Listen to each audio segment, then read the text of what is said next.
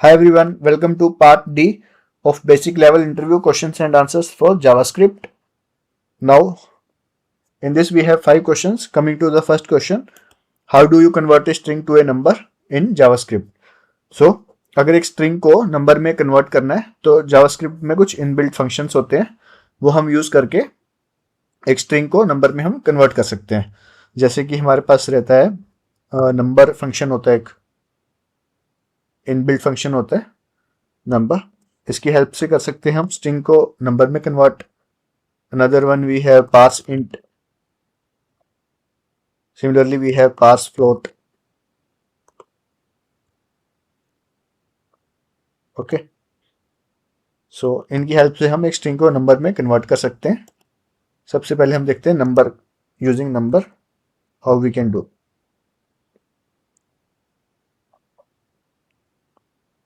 So let's say we have a string, let str is goes to we have 42. This is a string. Now we want to convert it into number, so let num is goes to, this is the syntax, number function. Here inside we will provide string. Okay, तो ये क्या करेगा, string को number में convert कर देगा. अब हम इसको करते हैं print num. So let's see the output.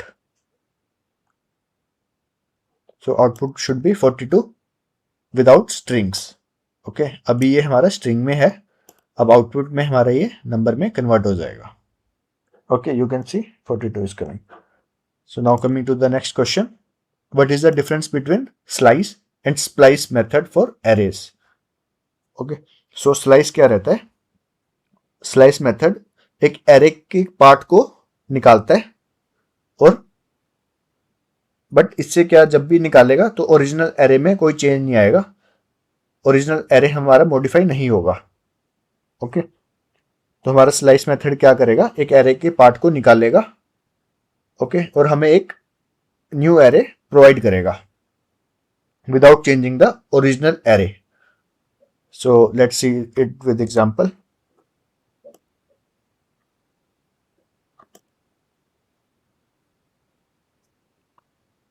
Let's suppose we have array equals to some elements in the array 1 2 3 4 5. Okay, हम यूज करेंगे अब slice method.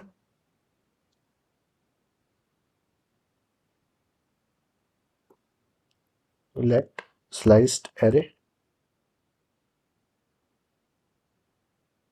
so arr dot slice, this is the syntax. अगर हम provide करते हैं 1,4, सो इसका मतलब क्या है, ये स्टार्ट होगा इंडेक्स 1 से लेकर इंडेक्स 3 तक. ओके, क्योंकि जो हमारा स्लाइस है, मैं डिफाइन कर देता हूं आपको. जो हमारा स्लाइस मेथड है, अगर उसमें हमारा रहता है start comma end, start comma end. Okay, so क्या करेगा, ये एक न्यू एरे प्रोवाइड करेगा जिसमें स्टार्ट से एंड -1 तक का पार्ट हमारा रिमूव कर देगा और हमें न्यू एरे में प्रोवाइड करेगा. ओके, तो हियर हमारा स्टार्टिंग इंडेक्स क्या है 1 और एंड क्या है 4, तो इसको हम लेंगे 4 की जगह 3, 4 - 1 3. सो 1 से लेकर इंडेक्स 1 से लेकर 3 तक हमारा ये रिमूव कर देगा. सो इंडेक्स 1 पे क्या है हमारा 2 एंड इंडेक्स 3 पे क्या है हमारा 0 1 2 0 1 2 4. सो हमारा 2 से 4 तक हमें प्रिंट करके देगा. तो हमारे यहाँ पे क्या निकाले गए 2 3 4. तो हम इसको प्रिंट करके देखते हैं कंसोल में कि हमारा क्या आउटपुट आ रहा है.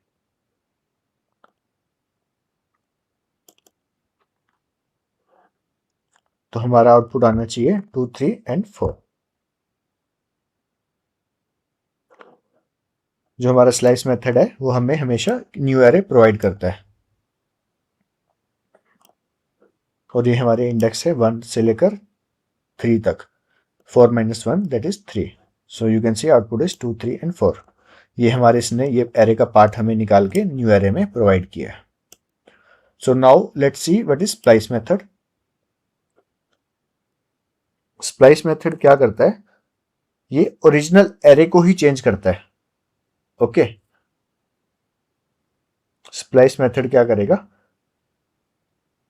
ओरिजिनल एरे से स्टार्ट इंडेक्स के बाद हमारे काउंट प्रोवाइड करता है। Let's say see the syntax, splice start comma count. Okay, तो मान लो कि ये हमारा इंडेक्स है, इसके बाद ये काउंट चेक करेगा, ठीक है, और उतने एलिमेंट्स को ऐड करेगा या रिमूव करेगा। सो हमारा हम स्प्लाइस मेथड क्या करते हैं, एक एरे में एलिमेंट्स को ऐड करने के लिए या रिमूव करने के लिए यूज करते हैं। और ये स्प्लाइस मेथड हमारा ओरिजिनल एरे को भी मॉडिफाई करता है। स्लाइस मेथड हमारा ओरिजिनल एरे को मॉडिफाई नहीं करता, स्प्लाइस मेथड हमारा ओरिजिनल एरे को मॉडिफाई करता है। Let's see it with example, let's comment it. Splice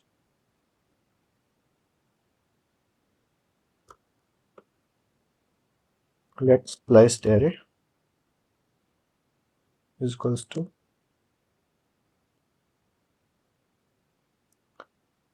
arr dot splice 1,2।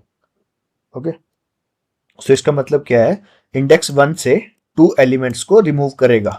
Okay, सो हम कंसोल करते हैं स्प्लाइस्ड एरे को। तो जो भी हमारा एलिमेंट्स को रिमूव करेगा वो हमारा आ जाएगा स्प्लाइस्ड एरे में। ओके, और हमने ये भी बोला था कि ये जो हमारा ओरिजिनल एरे है उसको भी मॉडिफाई करेगा। ओरिजिनल एरे कौन सा हमारा ARR, इसको भी ये मॉडिफाई करेगा।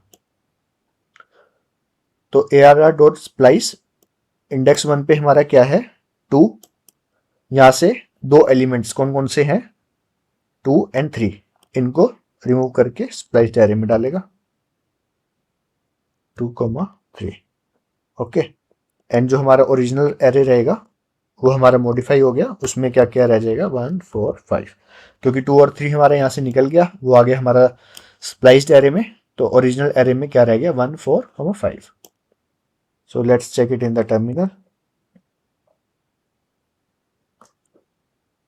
Okay, so the output is 2 3 and original array has 1 4 5 elements.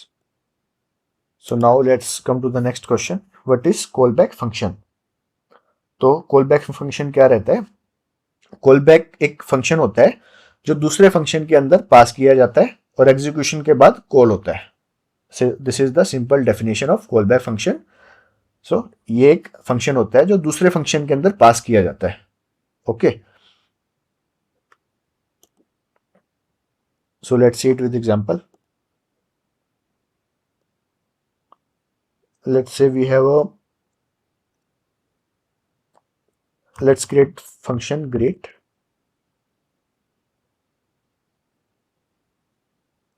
name callback.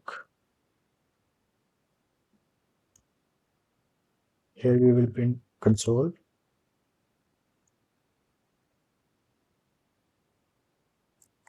string literals hello, then my name,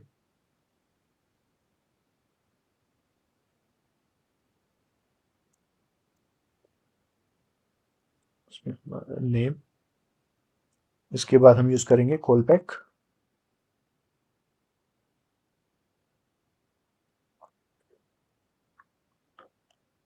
okay, एक हम नया फंक्शन बनाते हैं, उसका नाम हम रखते हैं लेट्स से गुड बाय। इसमें हम प्रिंट करेंगे console only goodbye. Okay, so now हम फंक्शन को यहां से कॉल करेंगे, इसके बाद हम कॉल करेंगे ग्रीट फंक्शन, उसमें हम पास करेंगे Kashish and goodbye, this one we will pass. Okay, तो जैसे ही हमारा ग्रीट फंक्शन कॉल होगा तो हमारे पास ये क्या है, एक फंक्शन है जो एक नाम और एक कॉल बैक को एक्सेप्ट करेगा। ठीक है, ये हमारा ग्रीट फंक्शन है, ये एक नेम को और एक कॉल बैक को एक्सेप्ट करेगा, फिर हमारा प्रिंट करेगा हेलो, जो भी हम नेम पास करेंगे hello Kashish, it will print here hello Kashish. Okay, उसके बाद हमारा कॉल बैक रन होगा और कॉल बैक में हमने क्या पास किया था, गुड बाय। ठीक है, उसके बाद यहाँ होगा हमारा गुड बाय फंक्शन कॉल हो जाएगा और यहाँ हम प्रिंट करके देगा goodbye. Okay, so this, ये जो कॉल बैक है ये हमारा फंक्शन के अंदर कॉल होगा। ठीक है, अब हम रन करते हैं इसको टर्मिनल में। So we have got hello Kashish goodbye. Okay, so हमने ग्रीट फंक्शन कॉल किया, उसमें हमने अपना नाम सेंड भेजा और एक कॉल बैक फंक्शन भेजा। कॉल बैक फंक्शन कौन सा है हमारा, गुड बाय। तो फंक्शन के अंदर हम गए, हमारा नाम प्रिंट हुआ, उसके बाद ये कॉल बैक फंक्शन कॉल हुआ। तो जैसे ही कॉल बैक फंक्शन कॉल हुआ, कॉल बैक में हमने पास किया था गुड बाय, तो हमारे यहाँ पे गुड बाय फंक्शन कॉल होगा और प्रिंट हो जाएगा गुड बाय।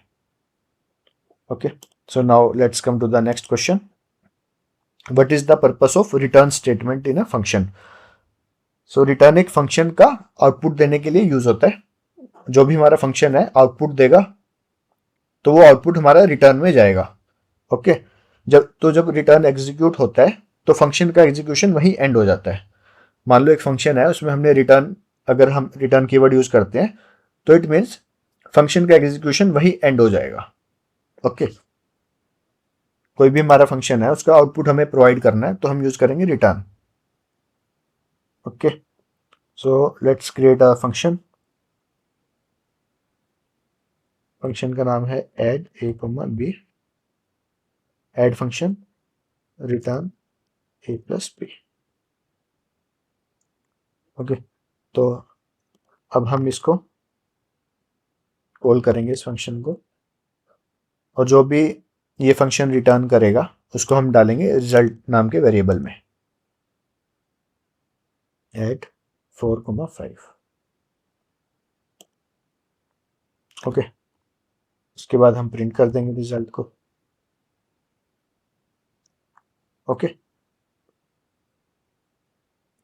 तो हमारा एक ऐड फंक्शन है जो क्या लेगा, दो पैरामीटर्स लेगा ए एंड बी और उनको एडिशन करेगा और एडिशन करने के बाद उसको रिटर्न कर देगा। जो भी हमारा ए प्लस बी को हमारा रिटर्न कर देगा और जैसे ही रिटर्न करेगा वो हमारे रिजल्ट में स्टोर हो जाएगा और अब हम उसको प्रिंट कर देंगे।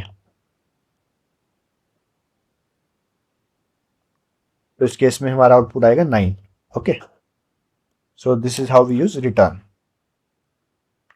So now coming to the next question, how do you check if a variable is an array? Okay, तो हम कैसे चेक करेंगे, हम यूज करेंगे इसके लिए array डॉट इज array। सो ये हमारा मेथड होता है जावास्क्रिप्ट में टू चेक करने के लिए कि जो हमारा वेरिएबल है वो एक array है या नहीं है। Okay, so array dot is array method हम यूज करेंगे। So let's see it with example.